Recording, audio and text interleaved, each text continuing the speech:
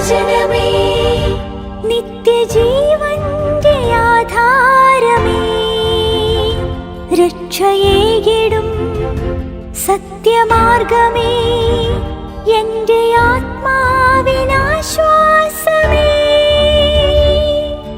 വചനം വചനം വചനം. രാജാക്കന്മാരുടെ 2-ാം പുസ്തകം 7-ാം അധ്യായം. എലീശ പറഞ്ഞു, കർത്താവിന്റെ വചനം കേൾക്കുവിൻ. കർത്താവ് ഇങ്ങനെ അരുളിച്ചെയ്യുന്നു, നാളെ ഈ സമയത്ത് സമറിയയുടെ പടിക്കൽ 1 സേയ നേരിയ മാവിന് 1 ഷെക്കലും 2 സേയ ബാർലിക്ക് 1 ഷെക്കലുമായിരിക്കും. രാജാവിന് കൈത്താങ്ങായിരുന്ന അകമ്പടി സേവകൻ ദൈവപുരുഷനോട് പ്രത്യുത്തരിച്ചു പറഞ്ഞു, ഇതാ, കർത്താവ് ആകാശത്തിൽ വാതായനങ്ങൾ ഉണ്ടാക്കിയാലല്ലേ ഇക്കാര്യം സംഭവിക്കൂ? അദ്ദേഹം പറഞ്ഞു, ഇതാ, നീ തന്നെ നിന്റെ കണ്ണുകൾ കൊണ്ട് കാണും, എന്നാൽ അതിൽ നിന്ന് നീ ഭക്ഷിക്കുകയില്ല. 4 കുഷ്ഠരോഗികൾ പ്രവേശന കവാടത്തിങ്കൽ ഉണ്ടായിരുന്നു. അവർ പരസ്പരം പറഞ്ഞു, മരിക്കുന്നതുവരെ നാം എന്തിനിവിടെ ഇരിക്കുന്നു? നഗരത്തിലേക്ക് പോകാം എന്ന് നമ്മൾ പറഞ്ഞാൽ നഗരത്തിൽ പട്ടിണിയാണ്, നമ്മൾ അവിടെ വെച്ച് മരിക്കും. എന്നാൽ നമ്മൾ ഇവിടെ ഇരുന്നാലും മരിക്കും. ഇപ്പോൾ വരുവിൻ, നമുക്ക് ആരാംകാരുടെ പാളയത്തിലേക്ക് ചെന്നു വീഴാം. അവർ നമ്മെ ജീവിക്കാൻ അനുവദിച്ചാൽ നമ്മൾ ജീവിക്കും, അവർ നമ്മെ കൊന്നാൽ നമ്മൾ മരിക്കും. ആരാംകാരുടെ പാളയത്തിലേക്ക് പോകാൻ സന്ധ്യയ്ക്ക് അവർ എഴുന്നേറ്റു. ആരാംകാരുടെ പാളയത്തിന്റെ പടിക്കിലെത്തിയപ്പോൾ ഇതാ, അവിടെ ഒരാളും ഉണ്ടായിരുന്നില്ല. രഥത്തിന്റെ ശബ്ദം, കുതിരയുടെ ശബ്ദം, വലിയ സൈന്യത്തിന്റെ ശബ്ദം എന്നിവ കർത്താവ് ആരാംകാരുടെ പാളയത്തെ കേൾപ്പിച്ചിരുന്നു. അവർ പരസ്പരം പറഞ്ഞു, ഇതാ, നമുക്കെതിരെ നീങ്ങാൻ ഹിത്യരുടെ രാജാക്കന്മാരെയും ഈജിപ്തിലെ രാജാക്കന്മാരെയും ഇസ്രായേൽ രാജാവ് നമുക്കെതിരായി കൂലിക്കെടുത്തിരിക്കുന്നു. അതിനാൽ സന്ധ്യയ്ക്ക് എഴുന്നേറ്റ് അവർ തങ്ങളുടെ കൂടാരങ്ങളും കുതിരകളെയും കഴുതകളെയും പാളയത്തിൽ അതുപോലെ തന്നെ ഉപേക്ഷിച്ച് സ്വജീവനു വേണ്ടി പലായനം ചെയ്തു. ആ കുഷ്ഠരോഗികൾ പാളയത്തിനരികിൽ ചെന്നു. അവർ ഒരു കൂടാരത്തിൽ പ്രവേശിച്ച് തിന്നുകയും കുടിക്കുകയും ചെയ്തു. അവർ അവിടെ നിന്ന് വെള്ളിയും സ്വർണവും വസ്ത്രങ്ങളും എടുത്തുകൊണ്ടുപോയി ഒളിച്ചുവച്ചു. അവർ തിരിച്ചു വന്ന് മറ്റൊരു കൂടാരത്തിൽ കടന്ന് അവിടെ നിന്നും എടുത്തുകൊണ്ടുപോയി ഒളിച്ചുവെച്ചു. അവർ പരസ്പരം പറഞ്ഞു, ഇന്ന് നമ്മൾ ഈ ചെയ്യുന്നത് ശരിയല്ല. സദ്വാർത്തയുടെ ദിവസമാണിത്. നിശബ്ദരായി നമ്മൾ പ്രഭാത വെളിച്ചം വരെ കാത്തുനിന്നാൽ നമ്മെ നേരിടുന്നത് ശിക്ഷയായിരിക്കും. അതിനാൽ വരുവിൻ, നമുക്ക് ചെന്ന് രാജകൊട്ടാരത്തിൽ ഈ വിവരം അറിയിക്കാം. അവർ ചെന്ന് നഗര കവാടപാലകരെ വിളിച്ച് അവരോട് ഇപ്രകാരം പറഞ്ഞു, ഞങ്ങൾ ആരാംകാരുടെ പാളയത്തിൽ ചെന്നിരുന്നു. ഇതാ, അവിടെ കെട്ടിയിട്ട കുതിരയും കെട്ടിയിട്ട കഴുതയും കൂടാരങ്ങൾ അതേപടിയുമല്ലാതെ ഒരുവനുമില്ല, മനുഷ്യ ശബ്ദവുമില്ല. കവാടപാലകർ രാജകൊട്ടാരത്തിൽ ഉച്ചസ്വരത്തിൽ വിവരമറിയിച്ചു. രാജാവ് രാത്രിയിൽ എഴുന്നേറ്റ് തന്റെ സേവകരോട് പറഞ്ഞു, നമ്മോട് ആരാം എന്താണ് ചെയ്തതെന്ന് ഞാൻ നിങ്ങളോട് വിവരിക്കാം. നമുക്ക് വിശക്കുന്നുവെന്ന് അവർക്കറിയാം. നമ്മൾ പട്ടണത്തിൽ നിന്ന് പുറത്തു വരുമ്പോൾ ജീവനോടെ നമ്മെ പിടിക്കാമെന്നും പട്ടണത്തിൽ തങ്ങൾക്ക് പ്രവേശിക്കാമെന്നും പറഞ്ഞ് വയലിൽ ഒളിച്ചിരിക്കാൻ വേണ്ടി അവർ പാളയത്തിൽ നിന്ന് പുറത്തു പോയിരിക്കുകയാണ്. അവന്റെ സേവകന്മാരിൽ ഒരാൾ മറുപടിയായി പറഞ്ഞു, പട്ടണത്തിൽ അവശേഷിച്ചിരിക്കുന്ന കുതിരകളിൽ നിന്ന് 5 എണ്ണത്തെ ചിലർ എടുക്കട്ടെ, നമുക്ക് അവരെ അയച്ചു നോക്കാം. ഒന്നുകിൽ പട്ടണത്തിൽ ശേഷിച്ചിരിക്കുന്ന എല്ലാ ഇസ്രായേൽ കൂട്ടവും പോലെയാകും, അല്ലെങ്കിൽ അവരിതാ അന്ത്യമടഞ്ഞ എല്ലാ ഇസ്രായേൽ കൂട്ടവും പോലെയാകും. അവർ 2 അശ്വരഥങ്ങൾ എടുത്തു. പോയി നോക്കുവിൻ എന്ന് പറഞ്ഞ് രാജാവ് ആരാം സൈന്യത്തിന് പുറകെ അവരെ അയച്ചു. ജോർദാൻ വരെ അവർ അവരുടെ പുറകെ പോയി. ഇതാ, ആരാം തിടുക്കത്തിൽ വിട്ടെറിഞ്ഞ വസ്ത്രങ്ങളും ആയുധങ്ങളും കൊണ്ട് വഴിയെല്ലാം നിറഞ്ഞിരിക്കുന്നു. ദൂതന്മാർ മടങ്ങി വന്ന് രാജാവിനോട് വിവരം അറിയിച്ചു. അപ്പോൾ ജനം പുറത്തു വന്ന് ആരാമിന്റെ പാളയം കൊള്ളയടിച്ചു. കർത്താവിന്റെ വാക്കുപോലെ 1 സേയ നേരിയ മാവിന് 1 ഷെക്കലും 2 സേയ ബാർലിക്ക് 1 ഷെക്കലുമായിരുന്നു.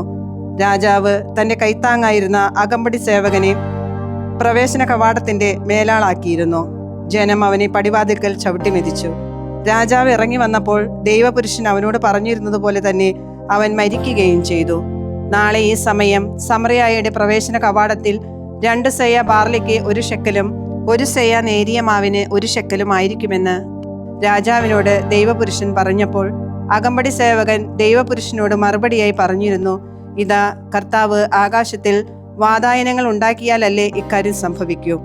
അപ്പോൾ അദ്ദേഹം പറഞ്ഞിരുന്നു, ഇതാ, നീ തന്നെ നിന്റെ കണ്ണുകൾ കൊണ്ട് കാണും, എന്നാൽ അതിൽ നിന്ന് നീ ഭക്ഷിക്കുകയില്ല.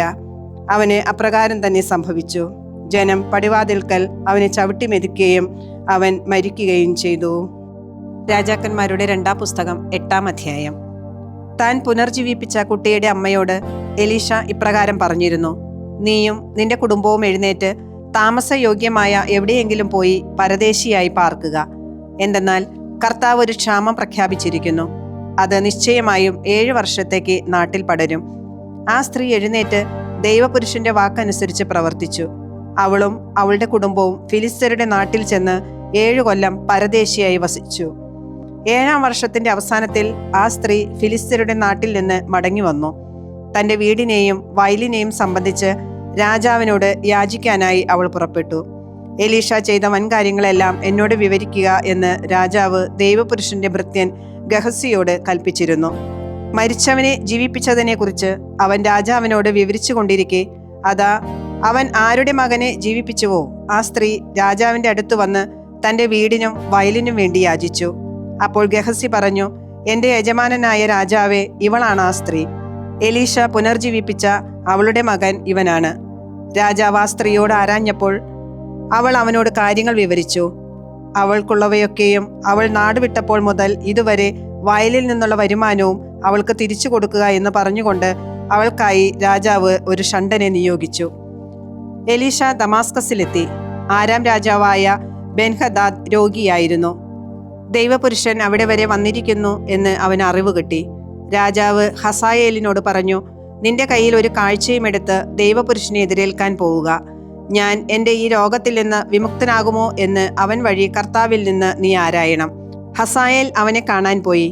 അയാൾ തൻ്റെ കയ്യിൽ ഒരു സമ്മാനവും 40 ഒട്ടക ചുമട് വരുന്ന എല്ലാ നല്ല ദമാസ്കസ് വിഭവങ്ങളും എടുത്തിരുന്നു. അയാൾ വന്ന് അവന്റെ മുമ്പിൽ വന്നു പറഞ്ഞു: അങ്ങയുടെ മകനായ ആരാം രാജാവ് ബെൻഹദാദ് ഞാൻ ഈ രോഗത്തിൽ നിന്ന് വിമുക്തനാകുമോ എന്ന് ചോദിച്ചുകൊണ്ട് അങ്ങയുടെ അടുത്തേക്ക് എന്നെ അയച്ചിരിക്കുന്നു. എലീഷ അയാളോട് പറഞ്ഞു: നീ തീർച്ചയായും സുഖപ്പെടും എന്ന് പോയി അവനോട് പറയുക. അതേസമയം അവൻ നിശ്ചയമായി മരിക്കുമെന്നാണ് കർത്താവ് എനിക്ക് വെളിപ്പെടുത്തിയിരിക്കുന്നത്. അയാൾ ചൂളിപ്പോകുവോളം അവൻ തൻ്റെ മുഖം കടുപ്പിച്ചു പിടിച്ചു. തുടർന്ന് ദൈവപുരുഷൻ കരഞ്ഞു. ഹസായേൽ ചോദിച്ചു: എന്തിനാണ് എൻ്റെ യജമാനൻ കരയുന്നത്? അവൻ പറഞ്ഞു: നീ ഇസ്രായേലിനോട് ചെയ്യാനിരിക്കുന്ന തിന്മ ഞാൻ അറിയുന്നത് കൊണ്ട് തന്നെ. നീ അവരുടെ കോട്ടകൾക്ക് തീ വയ്ക്കുകയും അവരുടെ യുവാക്കന്മാരെ വാളുകൊണ്ട് കൊല്ലുകയും അവരുടെ പൈതങ്ങളെ ഛിന്ന ഭിന്നമാക്കുകയും ഗർഭിണികളെ പിളർക്കുകയും ചെയ്യും. ഹസായേൽ ചോദിച്ചു: ഈ മഹാകാര്യം ചെയ്യാൻ കേവലം ശ്വാനനായ അങ്ങയുടെ ദാസന് എന്താണുള്ളത്? എലീഷ പ്രതിവചിച്ചു: ആരാമിന്റെ മേൽ രാജാവായി നിന്നെ കർത്താവ് എനിക്ക് വെളിപ്പെടുത്തി തന്നിരിക്കുന്നു. അയാൾ എലീഷായുടെ അടുത്ത് നിന്ന് പോയി തന്റെ യജമാനന്റെ അടുത്തെത്തി. അവൻ അയാളോട് ചോദിച്ചു: എലീഷ നിന്നോട് എന്തു പറഞ്ഞു?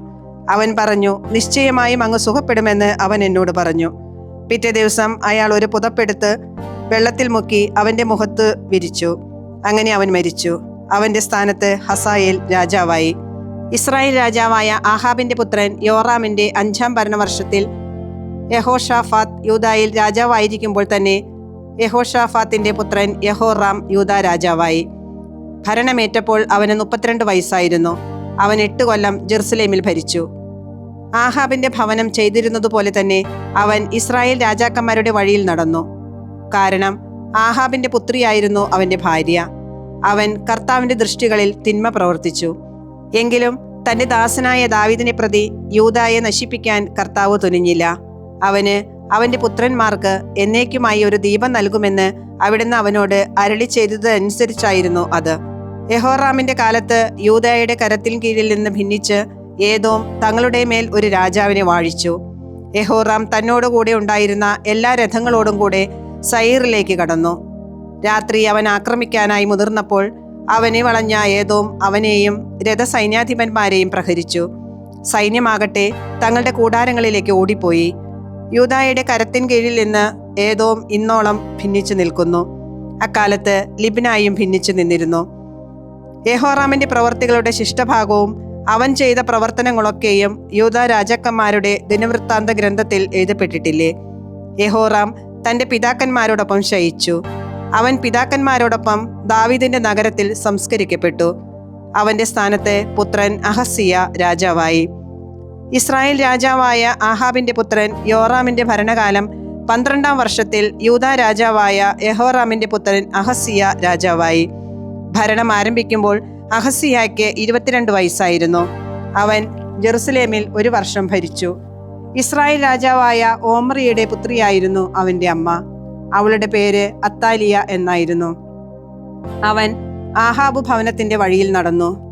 ആഹാബു ഭവനത്തെ പോലെ കർത്താവിന്റെ ദൃഷ്ടികളിൽ തിന്മ ചെയ്തു. കാരണം അവൻ ആഹാബു ഭവനത്തിൽ മരുമകനായിരുന്നു. അവൻ ആരാമിലെ രാജാവായ ഹസായേലിനെതിരെ യുദ്ധം ചെയ്യാൻ ആഹാബിന്റെ പുത്രൻ യോറാമിനോടുകൂടെ റാമോത്ത് ഗിലെയാദിൽ പോയി. എന്നാൽ ആരാംകാർ യോറാമിനെ മുറിവേൽപ്പിച്ചു. ആരാമിലെ രാജാവായ ഹസായേലിനെതിരെയുള്ള അവന്റെ യുദ്ധത്തിൽ റാമായിൽ വെച്ച് ആരാംകാർ അവനിൽ ഏൽപ്പിച്ച മുറിവുകളിൽ നിന്ന് സുഖം പ്രാപിക്കാൻ യോറാം രാജാവ് ജസ്രയേലിലേക്ക് മടങ്ങി. യൂദാ രാജാവായ യെഹോറാമിന്റെ പുത്രൻ അഹസിയ ആഹാബിന്റെ പുത്രൻ യോറാമിനെ കാണാൻ ജസ്രയേലിൽ ഇറങ്ങിച്ചെന്നു. കാരണം അവൻ രോഗിയായിരുന്നു. യെശയ്യാ പ്രവാചകന്റെ പുസ്തകം 22-ാം അധ്യായം. ദർശനത്തിന്റെ താഴ്വരയെക്കുറിച്ചുള്ള വെളിപാട്. നിങ്ങളെല്ലാം പുരമുകളിൽ കയറാൻ മാത്രം നിങ്ങൾക്ക് എന്ത് സംഭവിച്ചു? കോലാഹലം നിറഞ്ഞ മർമര നഗരമേ, ഉല്ലസിത പട്ടണമേ, നിങ്ങളുടെ വധിക്കപ്പെട്ടവർ വാളിനിരയായവരോ യുദ്ധത്തിൽ മരിച്ചവരോ അല്ല. നിന്റെ അധിപന്മാരെല്ലാവരും ഒരുമിച്ച് ഒളിച്ചോടിയിരിക്കുന്നു. വില്ല് കുലയ്ക്കാതെ തന്നെ അവർ ബന്ധിക്കപ്പെട്ടിരിക്കുന്നു. വിദൂരത്തേക്ക് പലായനം ചെയ്തെങ്കിലും നിങ്ങളിൽ കണ്ടെത്തിയവരെല്ലാം ഒന്നിച്ച് അവർ തടവുകാരാക്കി. അതിനാൽ ഞാൻ പറഞ്ഞു, എന്നിൽ നിന്ന് ദൃഷ്ടി മാറ്റുക, ഞാൻ കൈപ്പോടെ കരയട്ടെ. എൻ്റെ ജനത്തിൻ്റെ പുത്രിയുടെ നാശത്തെ പ്രതി എന്നെ ആശ്വസിപ്പിക്കാൻ ആരും തിടുക്കം കൂട്ടേണ്ട. എന്തെന്നാൽ ദർശനത്തിൻ്റെ താഴ്വരയിൽ കോലാഹലത്തിൻ്റെയും പരാജയത്തിൻ്റെയും അധീനമാക്കലിൻ്റെയും സംഭ്രാന്തിയുടെയും സൈന്യങ്ങളുടെ കർത്താവായ നാഥൻ്റേതുമായ ദിനമാണിത്. മതിൽ തകർക്കപ്പെടുന്നു, പർവ്വതത്തിൽ നിലവിളി മുഴങ്ങുന്നു. രഥം, കാലാൾ, കുതിരക്കാർ എന്നിവയോടുകൂടെ ഏലാം ആവനാഴി അണിയുകയും കീർ പരിചയ പുറത്തെടുക്കുകയും ചെയ്യും. നിങ്ങളുടെ ശ്രേഷ്ഠമായ താഴ്വരകൾ രഥങ്ങൾ കൊണ്ട് നിറഞ്ഞു. കുതിരപ്പടയാളികൾ കവാടങ്ങളിൽ നിലയുറപ്പിച്ചു. അവൻ യൂദായുടെ ആവരണം എടുത്തുമാറ്റി. അന്ന് നിങ്ങൾ കാനന മന്ദിരത്തിലെ ആയുധങ്ങളിലേക്ക് നോക്കി. ദാവീദിന്റെ നഗരത്തിന്റെ പിളർപ്പുകൾ അനവധിയാണെന്ന് നിങ്ങൾ കണ്ടു. താഴത്തെ കുളത്തിലെ ജലം നീ സംഭരിച്ചു.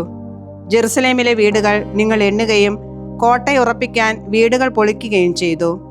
പഴയ കുളത്തിലെ ജനത്തിനായി ഇരുമതിലുകൾക്കുമിടയിലായി നിങ്ങൾ ഒരു ജലസംഭരണി നിർമ്മിച്ചു. എന്നാൽ ഇത് നിർമ്മിച്ചവനെ നിങ്ങൾ വിലമതിച്ചില്ല. പണ്ട് തന്നെ അത് ഉണ്ടാക്കിയവനെ നിങ്ങൾ പരിഗണിച്ചില്ല. ശിരസ് മുണ്ടനം ചെയ്യുന്നതിനും ചാക്കുടുക്കുന്നതിനും സൈന്യങ്ങളുടെ കർത്താവായ നാഥൻ അന്ന് കരച്ചിലും വിലാപവും ആഹ്വാനം ചെയ്തു. എന്നാൽ ഇതാ ആഹ്ലാദവും സന്തോഷവും.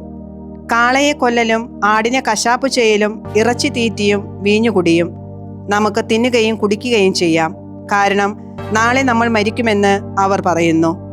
സൈന്യങ്ങളുടെ കർത്താവ് എൻ്റെ കാതിൽ വെളിപ്പെടുത്തി, നിങ്ങൾ മരിക്കുന്നതുവരെ ഈ അകൃത്യം നിങ്ങളോട് ക്ഷമിക്കപ്പെടുകയില്ല. സൈന്യങ്ങളുടെ കർത്താവായ നാഥൻ ഇത് അരുളി ചെയ്തിരിക്കുന്നു. സൈന്യങ്ങളുടെ കർത്താവായ നാഥൻ ഇപ്രകാരം അരുളി ചെയ്യുന്നു, നീ ചെന്ന് കൊട്ടാരം വിചാരിപ്പുകാരനായ ഷെബ്നായോട് ചോദിക്കുക, നിനക്കിവിടെ എന്ത് കാര്യം? ഉയരത്തിൽ തൻ്റെ കുടീരം തുരക്കുന്ന, പാറയിൽ വാസസ്ഥലം കൊത്തിയുണ്ടാക്കുന്ന ഇവിടെ സ്വന്തം ശവകുടീരം തുറന്നിരിക്കുന്ന നിനക്ക് ഇവിടെ ആരാണുള്ളത്? മനുഷ്യ, ഇതാ കർത്താവ് നിന്നെ ഊക്കോടെ വലിച്ചെറിയുന്നു. അവിടുന്ന് നിന്നെ തീർച്ചയായും വരിഞ്ഞുകെട്ടും. അവിടുന്ന് നിന്നെ ഒരു പന്ത് പോലെ വിശാലമായ ദേശത്തേക്ക് ചുരുട്ടിക്കൂട്ടും. അവിടെ നീ മരിക്കും. നിന്റെ പ്രൗഢരഥങ്ങൾ നിന്റെ യജമാനന്റെ ഭവനത്തിന് അപമാനമായി അവിടെ ഉണ്ടായിരിക്കും. നിന്റെ പദവിയിൽ നിന്ന് നിന്നെ ഞാൻ നിഷ്കാസനം ചെയ്യും. നിന്റെ ചുമതലയിൽ നിന്ന് നിന്നെ ഞാൻ താഴെ ഇറക്കും. അന്ന് ഞാൻ എൻ്റെ ദാസൻ ഹിൽക്കിയായുടെ പുത്രനായ എലിയാക്കിമിനെ വിളിച്ചു വരുത്തും. നിന്റെ അങ്കി അവനെ ഞാൻ ധരിപ്പിക്കും. നിന്റെ അരപ്പട്ട കൊണ്ട് ഞാൻ അവനെ ശക്തിപ്പെടുത്തും. നിന്റെ അധികാരം ഞാൻ അവൻ്റെ കരങ്ങളിൽ ഏൽപ്പിക്കും. ജെറുസലേം നിവാസികൾക്കും യൂദാ ഭവനത്തിനും അവൻ പിതാവായിരിക്കും. ദാവീദ് ഭവനത്തിന്റെ താക്കോൽ അവന്റെ തോളിൽ ഞാൻ വെച്ചു കൊടുക്കും. അവൻ തുറന്നാൽ ആരും അടയ്ക്കുകയോ അവൻ അടച്ചാൽ ആരും തുറക്കുകയോ ഇല്ല. ഉറപ്പുള്ള സ്ഥലത്ത് ഒരാണി പോലെ ഞാൻ അവനെ തറയ്ക്കും. അവൻ തൻ്റെ പിതൃഭവനത്തിന് മഹത്വത്തിന്റെ സിംഹാസനമായി തീരും. തൻ്റെ പിതൃഭവനത്തിന്റെ മുഴുവനും മഹത്വവും സന്താനങ്ങളും അവരുടെ സന്താനങ്ങളും കോപ്പ മുതൽ ഭരണി വരെ എല്ലാ ചെറുപാത്രങ്ങളും അവർ അവനിൽ തൂക്കിയിടും. ആ ദിനം സൈന്യങ്ങളുടെ കർത്താവിന്റെ അരുളപ്പാട്, ഉറപ്പുള്ള സ്ഥലത്ത് തറഞ്ഞു കയറിയ ആ ആണി പറഞ്ഞു പോകും. അതിന്മേലുണ്ടായിരുന്ന ഭാരം പൊട്ടി വീഴുകയും ഉടഞ്ഞു പോവുകയും ചെയ്യും. എന്തെന്നാൽ കർത്താവ് അരുളി ചെയ്തിരിക്കുന്നു. വിശുദ്ധ യോഹന്നാൻ എഴുതിയ സുവിശേഷം 12-ാം അധ്യായം 27 മുതൽ 50 വരെയുള്ള തിരുവചനങ്ങൾ. ഇപ്പോൾ എൻ്റെ ആത്മാവ് അസ്വസ്ഥമായിരിക്കുന്നു. ഞാൻ എന്തു പറയേണ്ടു? പിതാവേ, ഈ മണിക്കൂറിൽ നിന്ന് എന്നെ രക്ഷിക്കണമേ. അല്ല, ഇതിനു വേണ്ടിയാണല്ലോ ഈ മണിക്കൂറിലേക്ക് ഞാൻ വന്നത്. പിതാവേ, അങ്ങയുടെ നാമം മഹത്വപ്പെടുത്തണമേ. അപ്പോൾ സ്വർഗത്തിൽ നിന്നൊരു സ്വരമുണ്ടായി, ഞാൻ മഹത്വപ്പെടുത്തിയിരിക്കുന്നു, ഇനിയും മഹത്വപ്പെടുത്തും. അവിടെ നിന്നിരുന്ന ജനക്കൂട്ടം ഇത് കേട്ടിട്ട് ഇടിമുഴക്കമുണ്ടായി എന്ന് പറഞ്ഞു. എന്നാൽ ചിലർ ഒരു മാലാഖ അവനോട് സംസാരിച്ചു എന്നും. യേശു പറഞ്ഞു, ഈ സ്വരമുണ്ടായത് എനിക്ക് വേണ്ടിയല്ല, നിങ്ങൾക്ക് വേണ്ടിയാണ്. ഇപ്പോഴാണ് ഈ ലോകത്തിന്റെ ന്യായവിധി. ഇപ്പോൾ ഈ ലോകത്തിന്റെ അധികാരി പുറന്തള്ളപ്പെടും. ഞാൻ ഭൂമിയിൽ നിന്ന് ഉയർത്തപ്പെടുമ്പോൾ എല്ലാ മനുഷ്യരെയും എന്നിലേക്ക് ആകർഷിക്കും. അവൻ ഇത് പറഞ്ഞത് താൻ ഏതു വിധത്തിലുള്ള മരണമാണ് വരിക്കാൻ പോകുന്നതെന്ന് സൂചിപ്പിക്കാനാണ്. അപ്പോൾ ജനക്കൂട്ടം അവനോട് ചോദിച്ചു, ക്രിസ്തു എന്നേക്ക് നിലനിൽക്കുന്നു എന്നാണല്ലോ നിയമത്തിൽ ഞങ്ങൾ കേട്ടിട്ടുള്ളത്. പിന്നെ മനുഷ്യപുത്രൻ ഉയർത്തപ്പെടേണ്ടിയിരിക്കുന്നു എന്ന് നീ പറയുന്നതെങ്ങനെ? ആരാണ് ഈ മനുഷ്യപുത്രൻ? യേശു അവരോട് പറഞ്ഞു, അല്പസമയം കൂടി പ്രകാശം നിങ്ങളുടെ ഇടയിലുണ്ട്. അന്ധകാരം നിങ്ങളെ കീഴടക്കാതിരിക്കാൻ പ്രകാശമുള്ളപ്പോൾ നടന്നുകൊള്ളുവിൻ. അന്ധകാരത്തിൽ നടക്കുന്നവൻ താൻ എവിടേക്കാണ് പോകുന്നതെന്ന് അറിയുന്നില്ല. നിങ്ങൾ പ്രകാശത്തിന്റെ മക്കളാകേണ്ടതിന് നിങ്ങൾക്ക് പ്രകാശമുള്ളപ്പോൾ അതിൽ വിശ്വസിക്കുവിൻ. ഇത് പറഞ്ഞ ശേഷം യേശു അവരിൽ നിന്ന് പോയി രഹസ്യത്തിൽ കഴിഞ്ഞു. അവൻ ഏറെ അടയാളങ്ങൾ അവരുടെ മുമ്പാകെ പ്രവർത്തിച്ചെങ്കിലും അവർ അവനിൽ വിശ്വസിച്ചില്ല. യേശയ്യാ പ്രവാചകൻ പറഞ്ഞ വചനം പൂർത്തിയാകേണ്ടതിനാണ് ഇത്. കർത്താവേ, ഞങ്ങളുടെ സന്ദേശം ആര് വിശ്വസിച്ചു? കർത്താവിന്റെ ഭുജം ആർക്കാണ് വെളിപ്പെട്ടത്? അതുകൊണ്ട് അവർക്ക് വിശ്വസിക്കാൻ കഴിഞ്ഞില്ല. യേശയ്യാ വീണ്ടും പറഞ്ഞിരിക്കുന്നു, അവർ തങ്ങളുടെ കണ്ണുകൾ കൊണ്ട് കാണുകയും ഹൃദയം കൊണ്ട് ഗ്രഹിക്കുകയും അങ്ങനെ അവർ എന്നിലേക്ക് തിരിഞ്ഞ് ഞാൻ അവരെ സുഖപ്പെടുത്തുകയും ചെയ്യാതിരിക്കേണ്ടതിന് അവിടുന്ന് അവരുടെ കണ്ണുകൾ അന്ധമാക്കുകയും ഹൃദയം കഠിനമാക്കുകയും ചെയ്തു. അവന്റെ മഹത്വം കാണുകയും അവനെപ്പറ്റി സംസാരിക്കുകയും ചെയ്തതുകൊണ്ടാണ് യേശയ്യാ ഇങ്ങനെ പറഞ്ഞത്. എന്നിട്ടും അധികാരികളിൽ തന്നെ അനേകർ അവനിൽ വിശ്വസിച്ചു. എന്നാൽ സിനഗോഗിൽ നിന്ന് ബഹിഷ്കൃതരാകാതിരിക്കാൻ വേണ്ടി ഫരിസയരെ ഭയന്ന് അവരാരും അത് ഏറ്റുപറഞ്ഞില്ല. ദൈവത്തിൽ നിന്നുള്ള മഹത്വത്തെക്കാൾ അധികം മനുഷ്യരുടെ പ്രശംസ അവർ അഭിലഷിച്ചു. യേശു ഉച്ചത്തിൽ വിളിച്ചു പറഞ്ഞു, എന്നിൽ വിശ്വസിക്കുന്നവൻ എന്നിലല്ല, എന്നെ അയച്ചവനിലാണ് വിശ്വസിക്കുന്നത്. എന്നെ കാണുന്നവൻ എന്നെ അയച്ചവനെ കാണുന്നു. എന്നിൽ വിശ്വസിക്കുന്നവരാരും അന്ധകാരത്തിൽ വസിക്കാതിരിക്കേണ്ടതിന് ഞാൻ വെളിച്ചമായി ലോകത്തിലേക്ക് വന്നിരിക്കുന്നു. എന്റെ വാക്കുകൾ കേൾക്കുന്നവൻ അവ പാലിക്കുന്നില്ലെങ്കിലും ഞാൻ അവനെ വിധിക്കുന്നില്ല.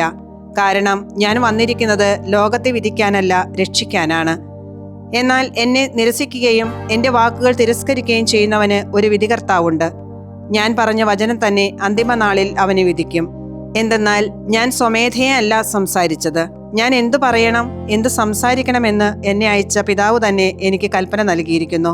അവിടുത്തെ കൽപ്പന നിത്യജീവനാണെന്ന് ഞാൻ അറിയുന്നു. അതിനാൽ ഞാൻ പറയുന്നതെല്ലാം പിതാവ് എന്നോട് കൽപ്പിച്ച പോലെ തന്നെയാണ്.